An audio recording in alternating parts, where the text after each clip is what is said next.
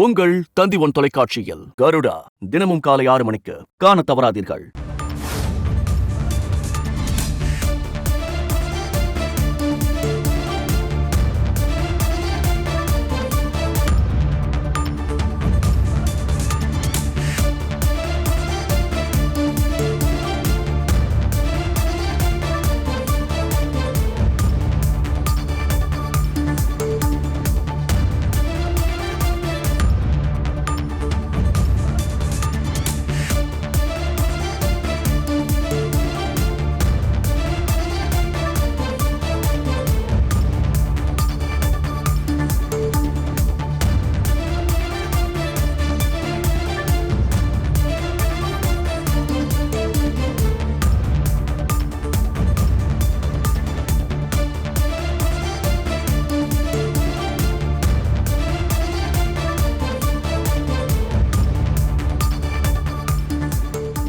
அண்மை செய்தி. மணிப்பூர் முதலமைச்சர் பிரேம் சிங் ராஜினாமா செய்திருக்கிறார்.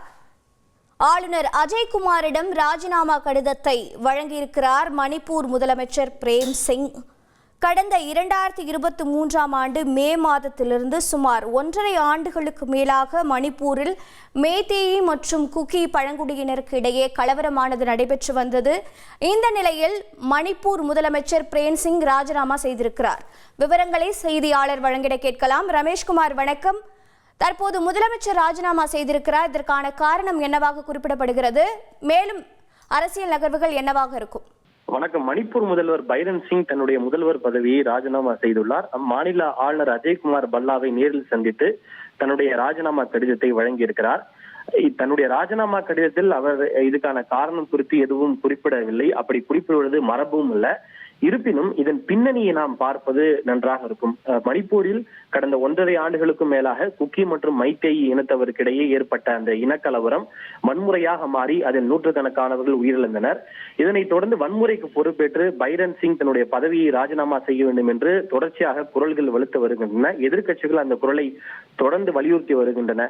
அவர் கடந்த ஆண்டே தன்னுடைய பதவியை ராஜினாமா செய்வதற்காக ஆளுநர் மாளிகையை நோக்கி சென்றார். ஆனால் அவரது இல்லத்தின் முன்பு திரண்ட மைத்தேயி இன மக்கள் அவருடைய ராஜினாமா கடிதத்தை பிடித்து கிழித்து எறிந்து அதை ராஜினாமா கொடுக்க விடாமல் தடுத்தனர். இந்த நிலையில் தான் ஏறத்தாழ 1.5, அதாவது மணிப்பூரில் இனக்கலவரம் ஏற்பட்டு 1.5 ஆண்டுகளுக்கு பிறகு அவர் தன்னுடைய பதவியை ராஜினாமா செய்திருக்கிறார். இந்த கலவரத்தின் பின்னணியாகத்தான் அவர் தன்னுடைய பதவியை ராஜினாமா செய்திருக்கிறார் என்றே நாம் புரிந்து கொள்ள வேண்டியிருக்கிறது.